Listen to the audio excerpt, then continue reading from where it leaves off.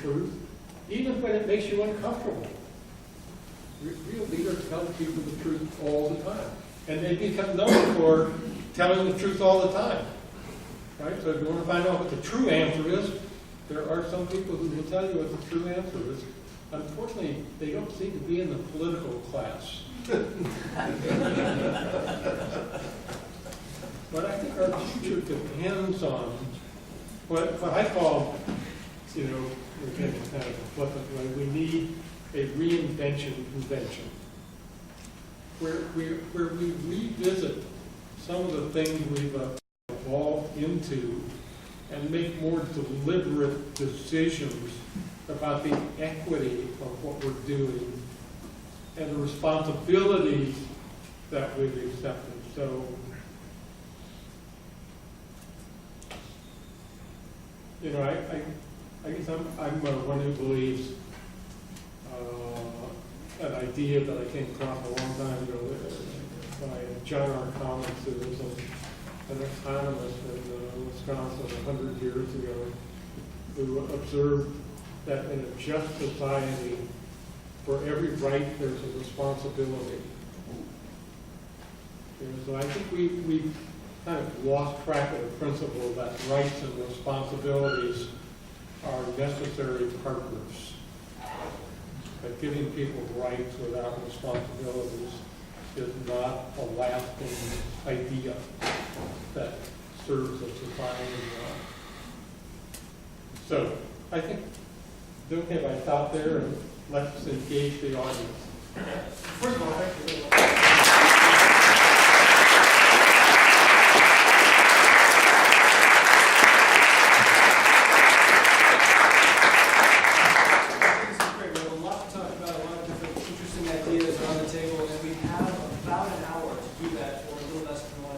So what we always do is start with our Garfield scholars to ask the first handful of questions, and then we go to the audience in general for a couple of questions.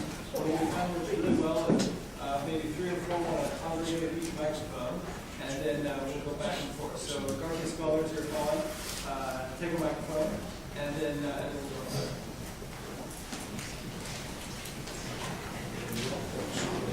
Oh, do you want to put that down?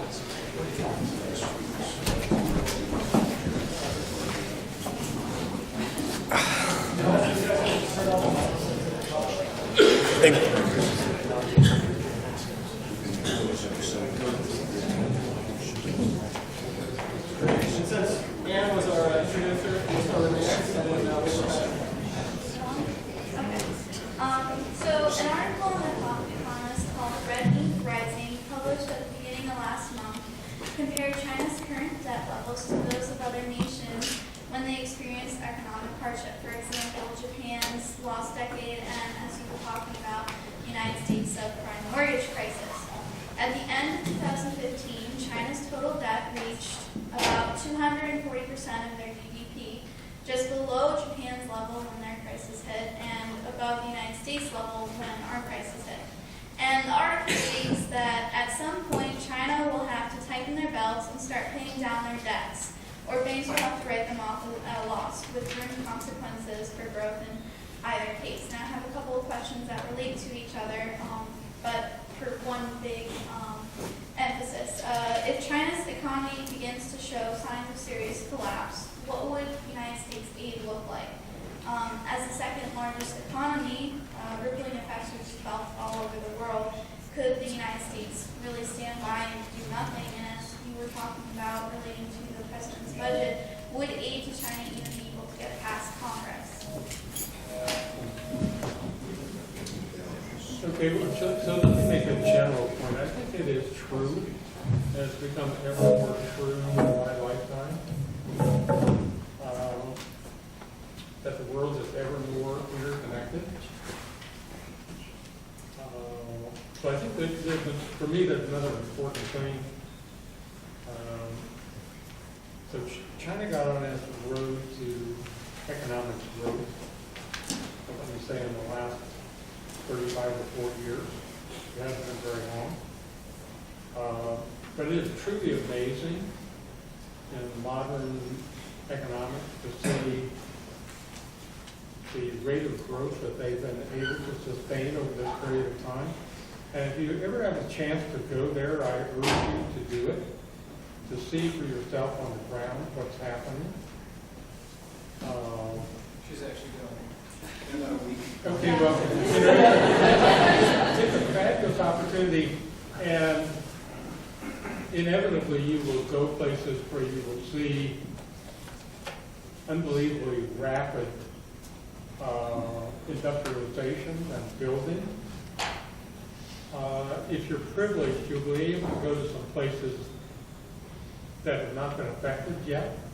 You know, so there's still hundreds of millions of people living on the bare edge of survival.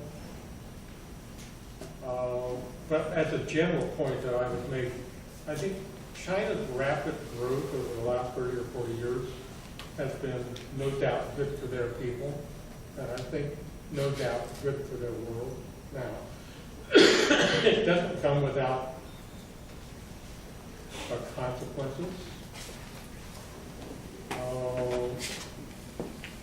But, you know, it's an interesting thing to see a state capitalist society we talk about, whether that's really whether it is, whether it has the ability to do the conversion they're now trying to do from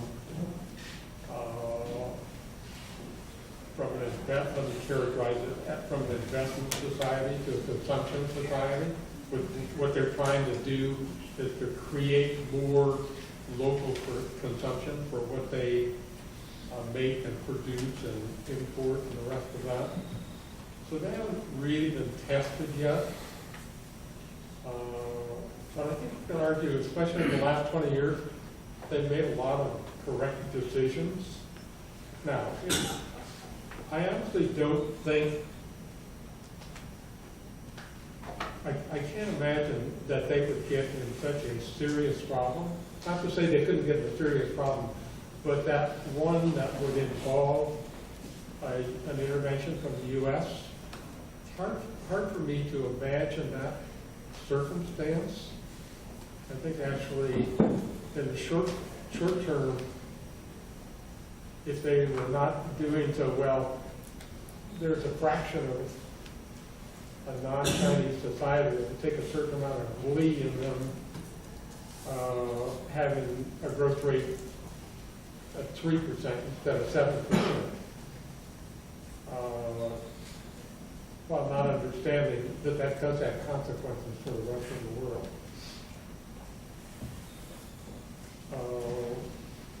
I guess that's all. I just can't imagine them getting to a point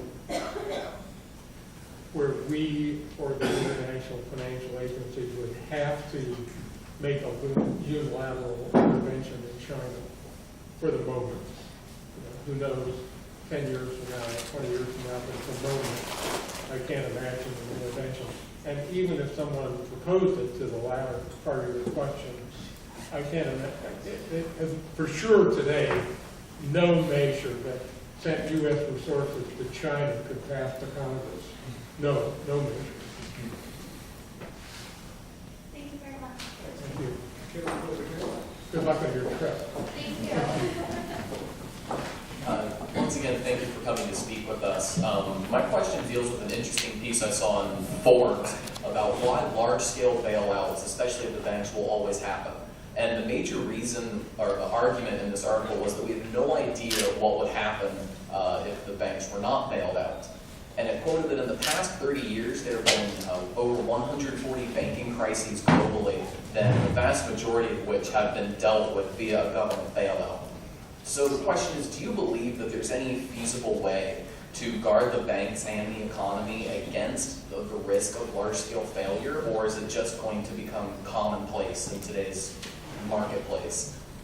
Well, as I said to you, and let me sharpen a little bit, I believe if we have a requirement for 20%, honest to God, equity reserved by all kinds of financial institutions, not just banks, not just people who call themselves banks, but the secondaries like General Electric and AIG and everyone else who makes loans either to individuals or to institutions, if they had an honest to God 20% real equity requirement, on their balance sheet before they got in enough trouble to threaten the world financial system. It would be obvious to everybody, and their 20% would be eaten up before it affects the rest of the financial community in the world. So I think there is a way, but wow, so I'll tell you a little story.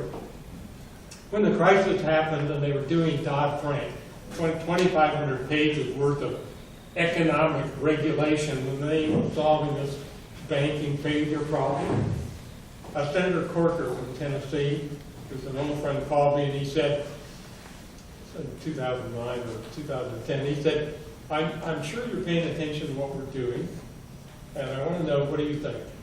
And so I told him, yes, I am paying attention, and I think you don't need 2,500 pages to do what needs to be done. You need to write a bill that has 2 pages. The first page says people will not be able to get a home mortgage without, honestly, without 20% equity down payment, and no institution will be permitted to make any kind of a loan without 20% equity reserve.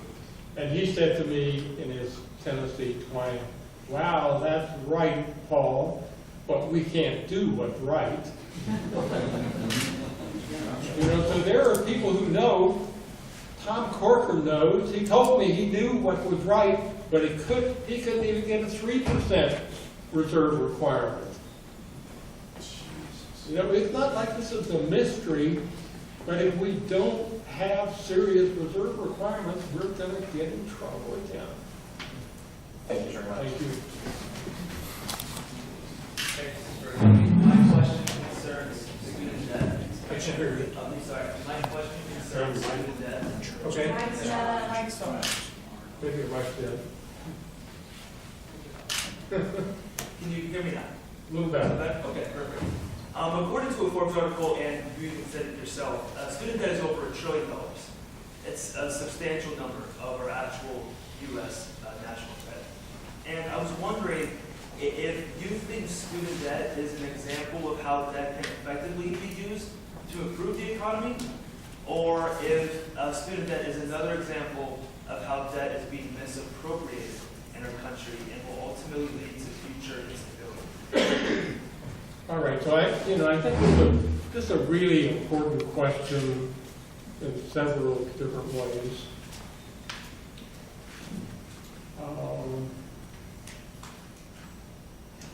So as a basic principle, I think as a society, investing in the education of our people is a highly desirable thing to do.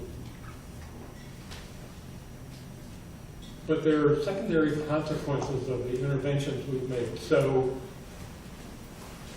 for university administrators, please don't shoot me for this, but one of the things that's happened, because we created federal and some additional financial loan guarantee support for student loans,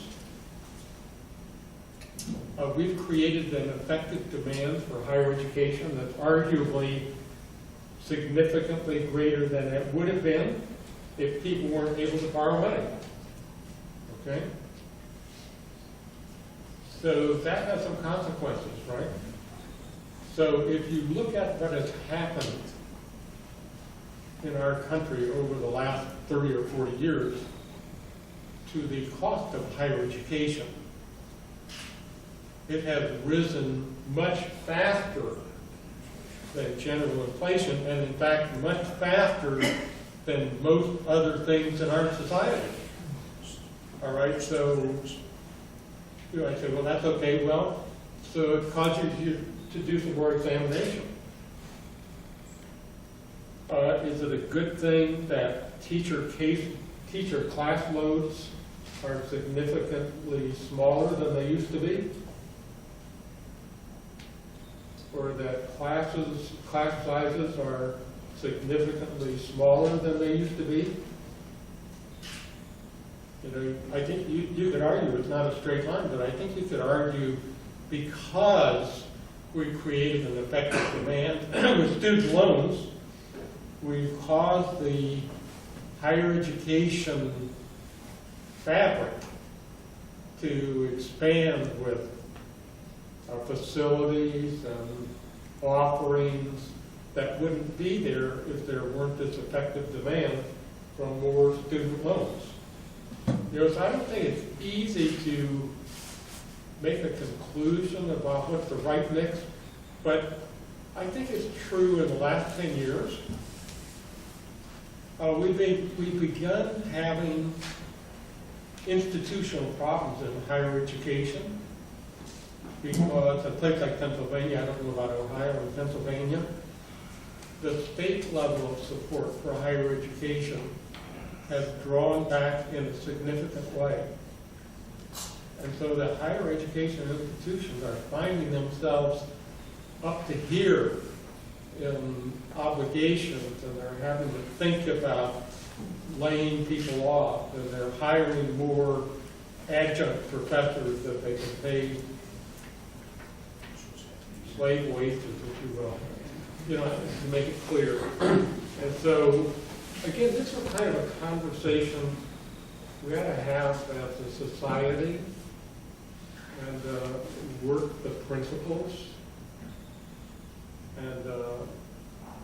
and make a decision. I said this a little bit earlier. I would hope we don't make a decision that devalues a liberal education. I think there's an inherent value in a liberal education that we as a society should be willing to invest in, because it makes a better society. But I don't want to get into the process of deciding for we the people to decide whether you're going to go to medical school or not. I don't want to make that decision at a societal level. You know, now, then you can make an argument if we're falling short of certain skill categories. You could argue that for a period of time, we have to provide some financial support to correct the imbalance in the skills that we need in the society. But again, I would want to do it deliberately and carefully, so that again, arguably in our society today, just the way it is, even with all the student loans and all the rest, you could argue we have an insufficient supply of nurses. And we have, underneath that, we have an insufficient supply of nurses who are teaching would-be nurses, which is another level of complexity. But I'd rather we do this deliberately rather than with a broad brush that has secondary consequences that gets the institutions in trouble when the federal got we the people and the state government decide they've got to pull back on funding, and higher education is such a big deal that that's where the knife goes. You know, so I don't want to give you a formula answer, except that I think the formula should be careful, engaging thought about what it is we're doing as a society, including looking at the tertiary consequences of interventions. We take two more questions from the scholars, because I'm sure a lot of people have this section as well. Keep them from having an opportunity. So we'll do one and two, and time at the end, we'll have one scholar's question. My question has to do with a Wall Street Journal article that was published earlier this year regarding the importance of supporting emerging economies in order to protect the global economy. The article says Steve Lagarde's call on global leaders to implement measures to help support these emerging economies, being as they make up 40% of the global economic output. So what steps should the United States be taking in order to support those emerging economies?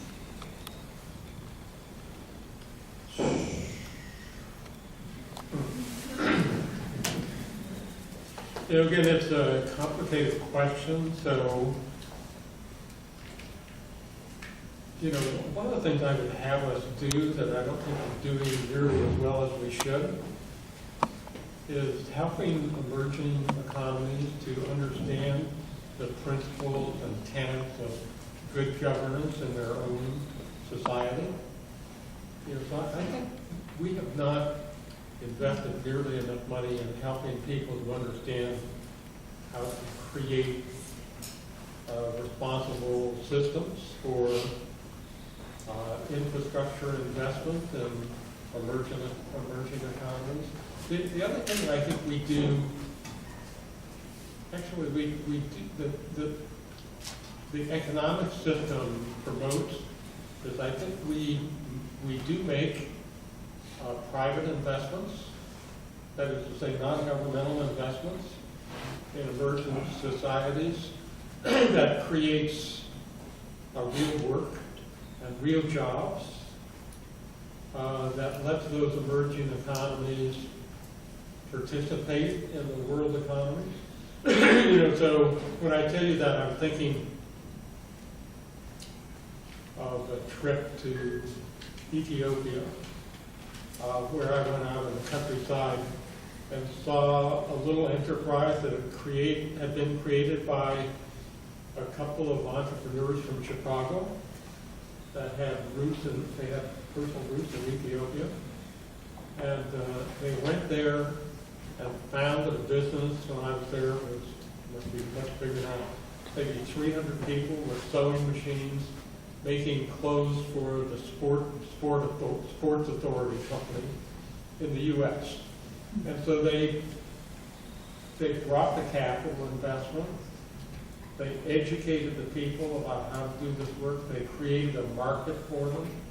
I think one of the things we don't give enough credit to what we in the United States are doing with our companies, in effect, creating economic value in other places. Okay, now some of you may be thinking, oh my God, they ought to be making those shirts in Chicago. Well, it's a useful conversation to have. But I think it is true that we're doing a lot in emerging economies now because of the way our system allocates capital. And so I think in the best of cases, it's not about exporting jobs, it's about creating economic enterprise in places that wouldn't otherwise have it. You know, so I give you an illustration of that. When I was at Alcoa, you know, I believe we should be operating every place in the world. You know, we have technology and a set of ideas that were valuable in almost every economic circumstance, using aluminum for so many different purposes. And so we actually bought a plant in the early days of China's expansion in Shanghai that a Chinese entrepreneur had put in place, and it had the leading edge English technology and electronics from Siemens, the German electronics giant. So it was, physically, it was a world-class place. So when I went to look at it, it was a disaster. It was, you can tell if you spend a lot of time in plants, you can tell what kind of a place it is by walking in, and if there's water or oil or grease on the floor and cigarette butts under the machines, you can tell this place is not a first-class place. So after we did the analysis, they were operating at 50% of their nameplate capacity. And so we decided to buy the place anyway because the physical stuff was okay. And we took 50 of the Chinese people to Brazil, which is one of the places where we had world-leading practices in making aluminum extrusion. And we taught the Chinese people how to do it. And sent them back to China. They educated the other people. And in a year's time, they were operating at 120% of the nameplate capacity to supply the local market. Now, that was a really useful thing to do. And because of the transportation costs we could not have competed with them from our U.S. or Brazilian manufacturing facilities. So it was a good thing for everyone. So the idea that all offshore investment is taking away American jobs is a stupidity. It is simply not true. And I'm not defending all investment is not running away from labor costs. But it's not uniformly true that investment by American companies in other countries is a negative for the United States, because it clearly is not, right? So we got paid for our capital investments. Is that okay with everybody? And our Americans, largely American shareholders, they benefited from us having activity, not just there, but while I was there, we bought the Italian aluminum company and the Spanish aluminum company and the Hungarian aluminum company. And we did them all a favor because they were all losing money until we took them over and rationalized the European market and made the goods cheaper for everybody in Europe in the bargain. You know, so economics is not, in most cases, a zero-sum game where if we do something in other countries, we necessarily lose, okay?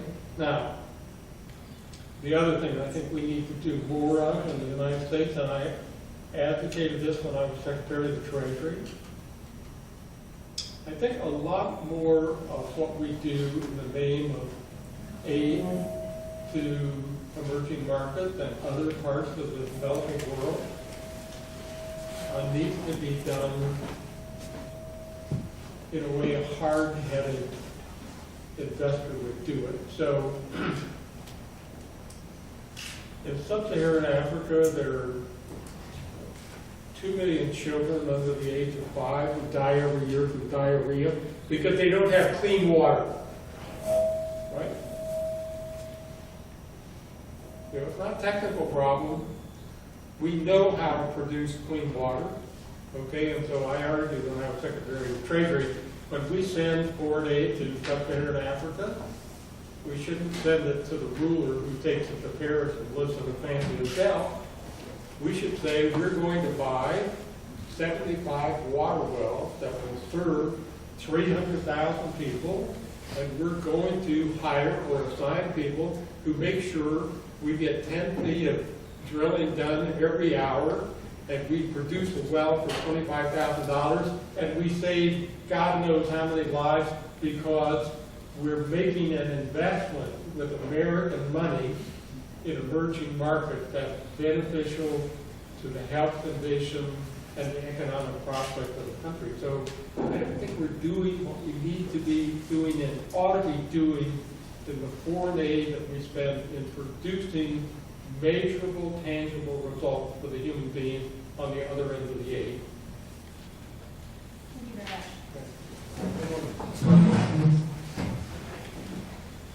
My question will be about healthcare. Can you hear me? No. Come over here and talk to me. We don't need to make this hard. Good, good.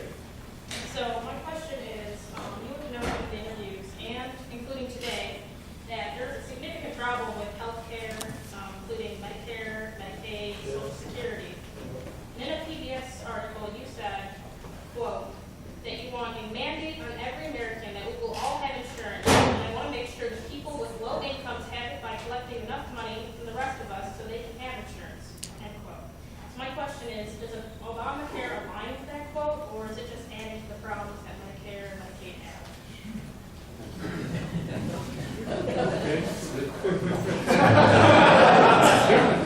So good, so you're going to get me wound up. So, you know, for the longest time I've been involved in health and medical care in the country. When I first went to what was then the Bureau of the Budget before it became the Office of Management and Budget, my first assignment was to do analysis on what the federal government was doing, this was 1967, in health and medical care. And so, you know, so my charge was figure out a way to organize this information about all these different things we're doing in a way that we can make deliberate decisions about how we allocate resources across all the things the federal government is doing in health and medical care. So at the time, I found